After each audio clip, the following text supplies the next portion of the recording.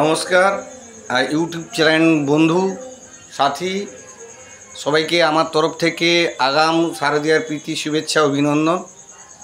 সাথে সাথে আগামী পরশু দিন নির্মাণ দেবতা বলা হয় সেই বিশ্বকর্মা পূজারও শুভেচ্ছা রইল।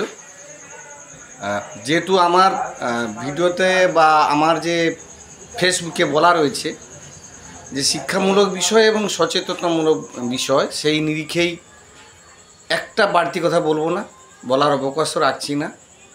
বিশেষত আমার ফেসবুক লাইভ বন্ধু যারা শিক্ষামূলক বিষয় নিয়ে অত্যন্ত আগ্রহী, সেই শুভনদী অভিভাবক সচেতন গার্ডিয়ান যারা, তাদের উদ্দেশ্যেই বলা। বিশেষ করে আর বেশি দিন পঠন পাঠন স্কুলগুলোতে হবে না। এই কারণে বিশেষ করে উচ্চ মাধ্যমিক সেমিস্টার পরীক্ষাগুলো চলছে। পরীক্ষার পরেই স্কুল কয়েকটা দিন মাত্র হবে, আবার শুভ শারদীয়ার একটা লম্বা ছুটি পড়বে। তার কিছুদিন পরেই আবার মাধ্যমিক টেস্ট পরীক্ষা, সেখানেও স্কুল সাধারণ যে ক্লাসগুলো বন্ধ থাকবে। তারপরে হচ্ছে ফাইনাল পরীক্ষা। যা গতানুগতিক সিস্টেম, সেটাই বলার চেষ্টা করলাম। তো আমি বলতে চাই, যারা পঠন পাঠনের সঙ্গে যুক্ত রয়েছে বা যে পরিবারে রয়েছে, আগামী দিনে ভবিষ্যৎ প্রজন্ম যে সম্পদ, তাদের দিকে একটু অতিরিক্ত বাড়তি সময় দেন।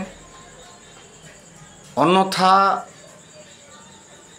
কোনোরকম আড্ডা বা সময় না কাটিয়ে একটু বাড়িতেও সময় দেন।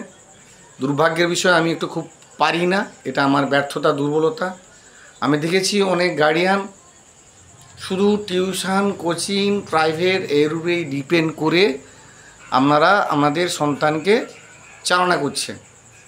আমি অনুরোধ করব আমার চ্যানেলের মধ্য দিয়ে, আপনারা যারা অন্তত অভিজ্ঞ, বিচক্ষণ, বুঝেন, ওই পরীক্ষার রেজাল্ট পেলে খাতাটা নিয়ে একটা ইতস্ততা, বাড়িতে একটু বকাঝোকা ইত্যাদিগুলো করেন।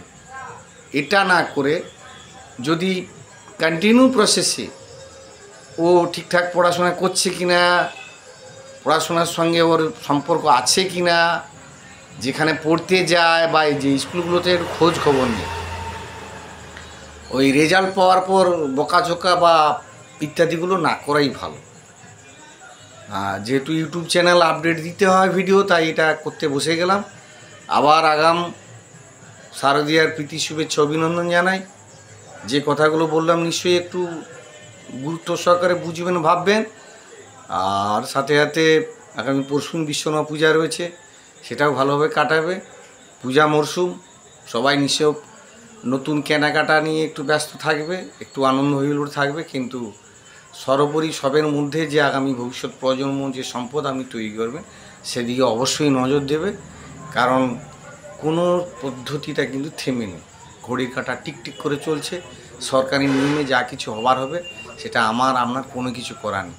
তখন বললে হবে না, ওটা জানে না, সেটা জানে না, ওটা হয় না। হওয়ার দায়িত্বটা আপনার।